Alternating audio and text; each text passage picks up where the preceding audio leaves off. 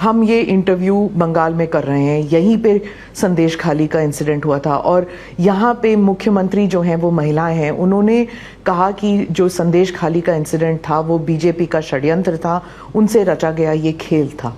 देखिए, मैं कई बार बता चुका हूँ, ममता बनर्जी जी ने अपनी कार्यशैली डेवलप की है।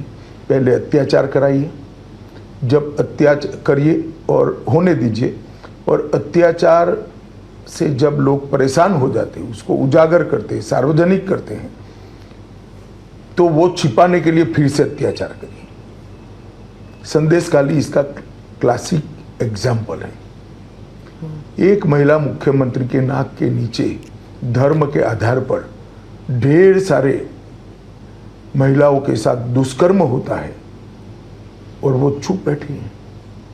हाईकोर्ट को इंटरवीन करना पड़ता है दोषियों को पकड़ने के लिए, उसके बाद भी जांच ठीक से नहीं होती है तो सीबीआई को हाईकोर्ट देती है। उनको शर्म आनी चाहिए। विपक्ष कहता है कि जहां आप संदेश खाली का इंसिडेंट उठाते हैं, आपका ही जो अलायंस कर्नाटका में है वहां पे भी औरतों पर अत्याचार हुआ था। प्रज्वल रेवन्ना का केस बता रही हूं मैं, वहां पर आपने उन्हें बाहर जाने दिया। देखिए, आप कर्नाटक से ही आती, वहां सरकार किसकी है?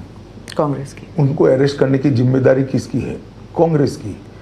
मेरा बहुत स्पष्ट मत है कि कांग्रेस के डेप्यूटी सीएम वोकलिगा जाति से आते हैं, डीके शिव कुमार। उन्होंने वोकलिगा वोट बैंक बेल्ट का वोटिंग होने तक इनको हाथ नहीं लगाया और अपनी वोकलिगा वोट बैंक को प्रोटेक्ट करने के लिए उनको जाने दिया है।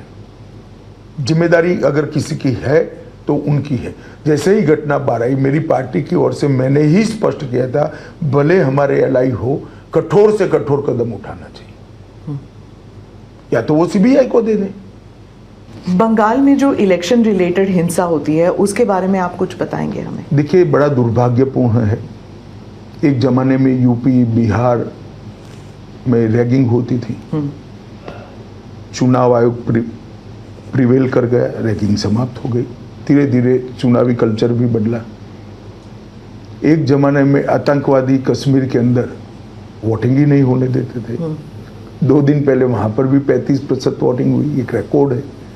मतलब आतंकवाद जब से शुरू हुआ तब से अब तक का रिकॉर्ड है। परंतु बंगाल एक देश का एक हिस्सा ऐसा रह गया है और इसके लिए जिम्मेदार टीएमसी सरकार है, जहां चुनाव के बाद भी हिंसा थमने का नाम नहीं लेती है। गत विधानसभा चुनाव के बाद 10 दिन में 53 लोग मरे। चुनाव की बाद चुनावी हिंसा छोड़ दीजिए, पर यहां हाईकोर्ट ने ऑर्डर करना पड़ेगा। आप व्हाट्सएप पे पर्चा डाल रहे हो, जब पार्टी की एक्सपांशन की एक्सरसाइज चलती है, नीचे कोई दूसरी पार्टी के कार्यकर्ता बनते हैं तो उनको लटका दिया जाता है।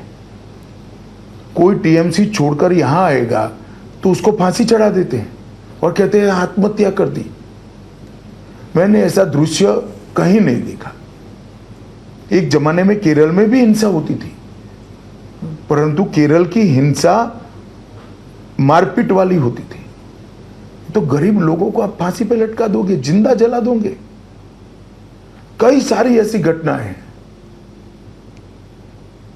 मैं तो आपकी चैनल से दरख्वास्त करूंगा कि ऐसे दृश्य ढूंढ लीजिए फांसी चढ़ने वाले और जिंदा जलने वाला एक आदमी अपना